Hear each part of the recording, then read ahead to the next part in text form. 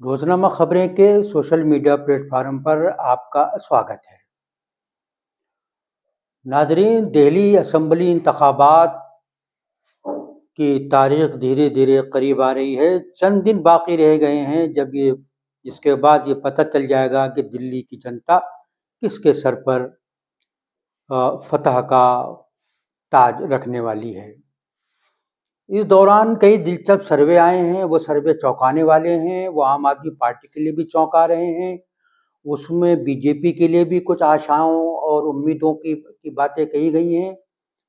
तो आइए आज ये जायज़ा लेते हैं कि आखिर दिल्ली का चुनाव किस करवट बैठने जा रहा है और आखिर वो कौन-सी सीटें हैं जिन पर धुआंधार तरीके से अभियान चलाया जा रहा है और उनकी किस्मत दाँव पर लगी है तो क्यों लगी हुई है। हम मरहलावार इसका जायज़ा लेंगे, लेकिन सबसे पहली बात ये है कि आखिर कांग्रेस जो है वो किस तरह की प्लेयर है। इस गेम में उसका क्या पार्टिसिपेशन है, क्या किरदार है, उसके टारगेट पर कौन है? कांग्रेस के टारगेट पर केजरीवाल है या बीजेपी है? वो नुकसान किसको ज़्यादा पहुंचाने की सलाहियत रखती है, बीजेपी को या केजरीवाल को? वो किसका वोट खींचेगी, किसका वोट काटेगी और अपने खाते में किसका वोट लेगी, ये एक अहम सवाल है। आइए उसका उसका जायज़ा लेते हैं। जो सर्वे आ रहे हैं और सियासी पंडित और बड़े-बड़े सीनियर जर्नलिस्ट जो बातें कह रहे हैं ग्राउंड रिपोर्ट की बुनियाद पर, उनका कहना ये है कि सर्वे बड़े चौंकाने वाले हैं। लेकिन सब इस बात पर सहमत हैं कि सरकार बज़ाहिर केजरीवाल की ही बनने जा रही है, लेकिन उनकी सीटें कम हो रही हैं। तो उनको कितनी सीटें आ रही हैं? अगर उन तमाम सर्वों को और सट्टा बाज़ार ने जो सर्वे किया है, चाहे वो फलोदी मार्केट हो या वो महादेव सट्टा बाज़ार हो, दोनों का कहना ये है कि केजरीवाल को 40 प्लस सीटें मिलने वाली हैं। 40 प्लस का मतलब ये है कि 45 प्लस 5 या -5, यानी या तो 45 मिलेंगी, 45 से 50 मिलेंगी या फिर 45 मिलेंगी। इसी तरीके से बीजेपी के लिए भी 29 से 35 सीटों की बात कही जा रही है, कोई 25 से 29 सीटें दे रहा है। यानी बीजेपी अपनी ताकत बढ़ाएगी और केजरीवाल की ताकत घटेगी। तो कांग्रेस को क्या मिलने वाला है? तो किसी भी सर्वे में कांग्रेस को एक भी सीट नहीं दी गई है, लेकिन ये जरूर कहा गया है कि दो से 5 सीटें ऐसी हो सकती हैं जिन पे कांग्रेस कंटेस्ट करती हुई नजर आएगी। तो पहला तो ये हो गया कि इस चुनाव में कांग्रेस को कुछ गेन होने वाला नहीं है। अलबत्ता अगर 4% से उसका वोट, ये हो सकता है कि 1% 2% बढ़ जाए, लेकिन अगर उसका वोट 6-7% बढ़ेगा तो इसका सीधा नुकसान केजरीवाल को होगा, उनकी सीटें कम होंगी और उसके नतीजे में बीजेपी की सीटें बढ़ सकती हैं।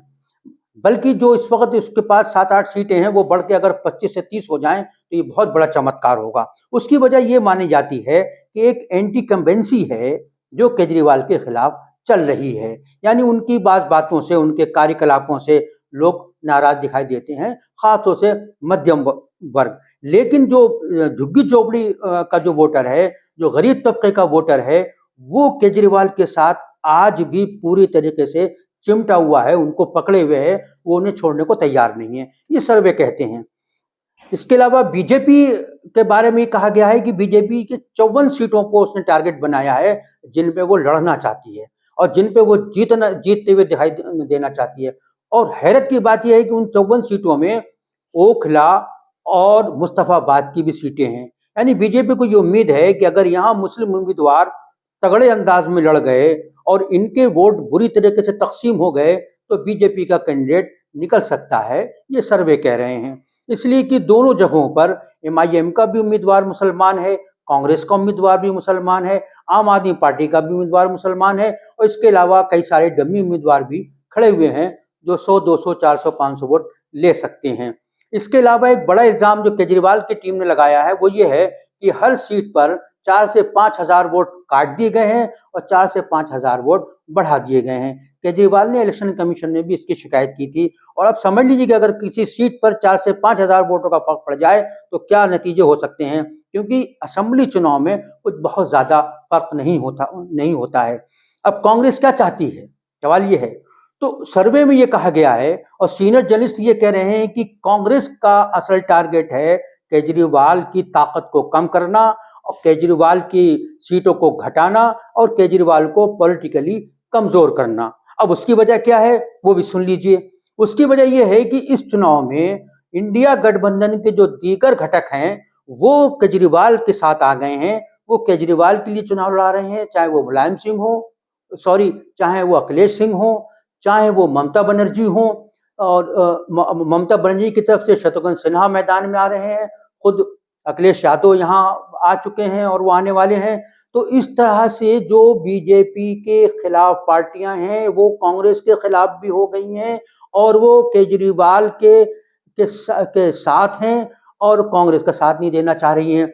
अगर ये हो गया और केजरीवाल यहाँ चौथी बार लगातार सीएम बन जाते हैं तो इंडिया गठबंधन में केजरीवाल की ताकत ज्यादा हो जाएगी, उनका कद बढ़ जाएगा और कांग्रेस की ताकत, उसका कद घट जाएगा, क्योंकि उसके बढ़ते हुए कद से कहीं ना कहीं इंडिया गठबंधन के लोग परेशान थे।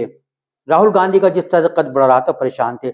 लेकिन कांग्रेस ने अपनी मुहिम को जिस तेजी के साथ शुरू किया था अब वो तेजी उसके अंदर दिखाई नहीं देती। अब ऐसा लग रहा है कि उसका सारा फोकस जो 5-7 मुस्लिम सीटें हैं उनके ऊपर हो गया है। यानी राहुल गांधी भी सीलमपुर गए, राहुल गांधी ओखला में भी आए, अब सुना है प्रियंका गांधी भी ओखला में आ रही हैं और हो सकता है कि वो आ जाएं या कल आएं, लेकिन उनका भी प्रोग्राम है।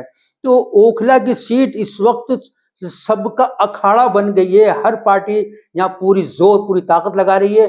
ओवैसी साहब 2 बार तशरीफ ला चुके हैं, एक बार और आने वाले हैं। हैदराबाद की पूरी टीम ने ओखला में डेरा डाल दिया है। एमआईएम के कई मेंबरान असेंबली भी यहाँ मौजूद हैं।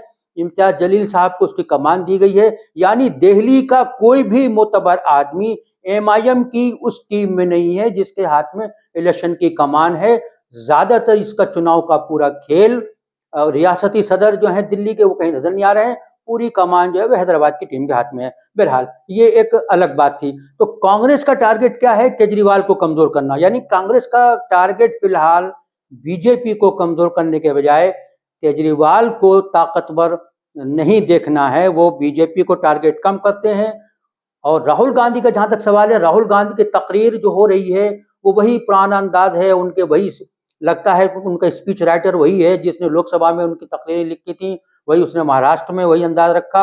और यहाँ पर जो तकरीर कर रहे हैं उसमें भी वही संविधान, वही दलितों का मामला, वही अंबानी का मामला। तो इस चुनाव में क्या अंबानी कोई मसला है, क्या संविधान बचाओ कोई मसला है?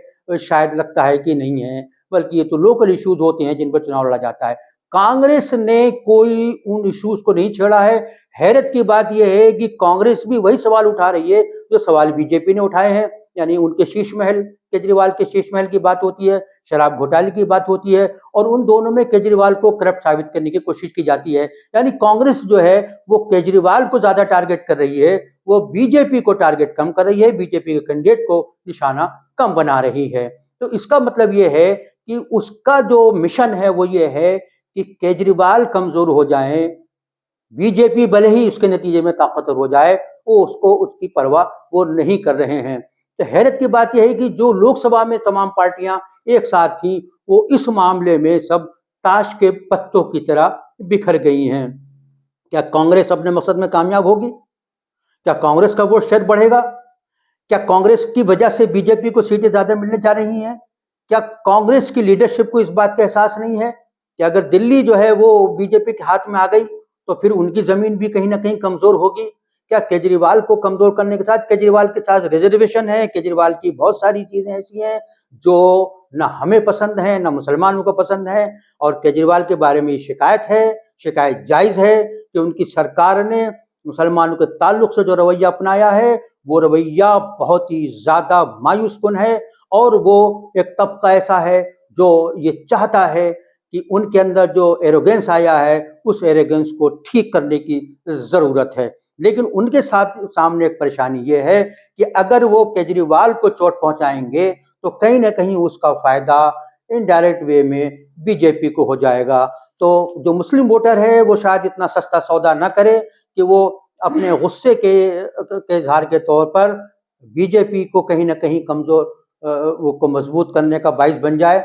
अब कांग्रेस जो खेल खेल रही है वो उसकी अपनी पॉलिटिक्स है। वो अपने आप को मजबूत करने के लिए केजरीवाल को कमजोर करना चाहती है। केजरीवाल कमजोर होते हैं, नहीं होते हैं, बीजेपी को ताकत मिलती है कि नहीं मिलती है, कांग्रेस का वोट शेयर बढ़ता है कि नहीं बढ़ता है, इसका फैसला तो 8 फरवरी को होगा। कांग्रेस ने अपनी पूरी ताकत लगा दी है। कांग्रेस ने जो गोलबंदी की है उसके मुताबिक वो केजरीवाल को हराना चाहती है, मनोज सिसोदिया को हराना चाहती है। वो इसी के साथ वो आजसी को भी हराना चाहती है। यानी जो लीडरशिप है, अगर वो हार जाती है तो आम आदमी पार्टी जाहिर है कि बहुत ज़्यादा कमज़ोर हो जाएगी, जीतने के बावजूद भी। तो ये एक खेल है, इस खेल के जो खिलाड़ी हैं, वो आपके सामने सारे मौजूद हैं। इन खिलाड़ियों में से कौन ऐसा खिलाड़ी होगा या पहलवान होगा, जो 8 फरवरी को बाकी दूसरे प्लेयर्स पर गालिब हो जाएगा, इसके लिए हमें और आपको 8 फरवरी का इंतज़ार करना होगा। आज के लिए बस इतना ही।